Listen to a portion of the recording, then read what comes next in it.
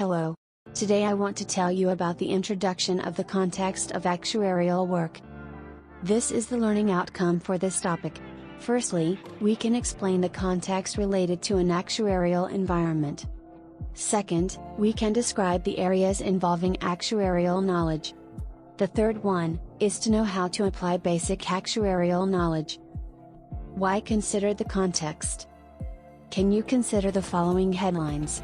What if they appear in one issues of a major city newspaper? The first one is economic growth is expected to be slower. Second, is growing number of people in mortgage stress. Third, is subprime worsen for major bank. Fourth, is there's an inconvenient truth about rising immigration.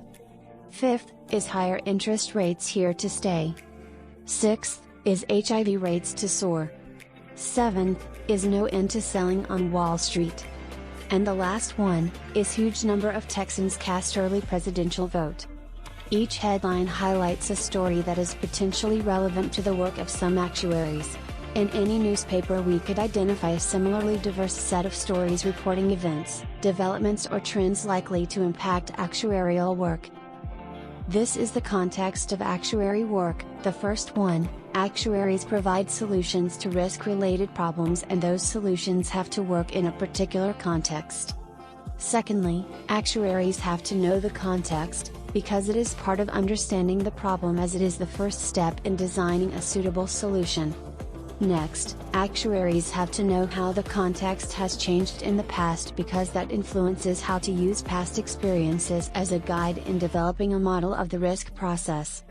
The model captures and represents the most critical elements of the real-world processes that affect the risk-bearing entity and is used to project what may happen in the future. If actuaries are going to have a framework such as the actuarial control cycle, they have to keep it flexible. They have to define the framework in terms of basic principles of actuarial work. 6. Actuaries are best known for their expertise in quantifying contingent risk. 7. Actuaries are often experts in the design of financial security systems, and in many countries their work is often as much to do with the design and management of pension schemes as with the purely financial aspects. Next, actuaries are obliged to balance the interests of insurance companies and policyholders, the well-being of plan sponsors and participants. Furthermore, actuarial opinions need to be objective and actuarial practices need to be immune to inappropriate manipulation. The last one, actuaries are not politicians, but actuaries should be conscious of changes in their environment from the very initial stages and, if necessary, initiate change. This is the context within external forces. External forces are external in the sense that they are usually outside the actuary's control or sphere of influence. It affect the product, service or scheme on which actuary are working. 2. For example, government policy. Suppose the government of a developing country announces that it's considering introducing a new law to make third-party personal injury liability insurance compulsory for all motorists.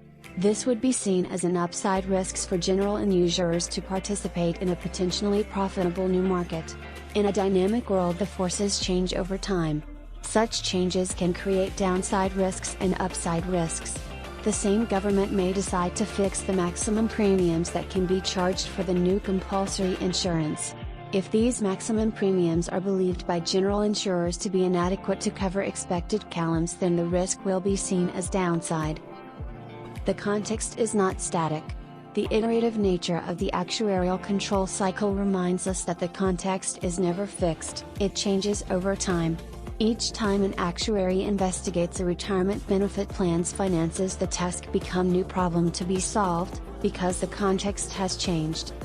Changes in the context generate new problems and challenges for actuaries. Such changes can bring an upside-downside risk. They can generate new kinds of risk requiring new approaches to analysis, quantification and management. The feedback mechanism in the actuarial control cycle framework is needed to deal with the impact on our work of the changing environment. If we could predict such change, our actuarial control cycle would not need a feedback mechanism. There would be no point in comparing emerging experience with what was assumed, because they would be identical. Change in the real world is unpredictable. This produces the future uncertainty that creates the need for actuarial expertise. The problems that actuaries tackle are rarely one-dimensional. They can be viewed from a number of perspectives. The actuarial perspective has been primarily a financial and a mathematic one. The actuary who is aware of these perspectives, and who allows for them in developing problem solutions and recommendations, will give better actuarial advice to employees and clients. This is the references for this slide. Thank you.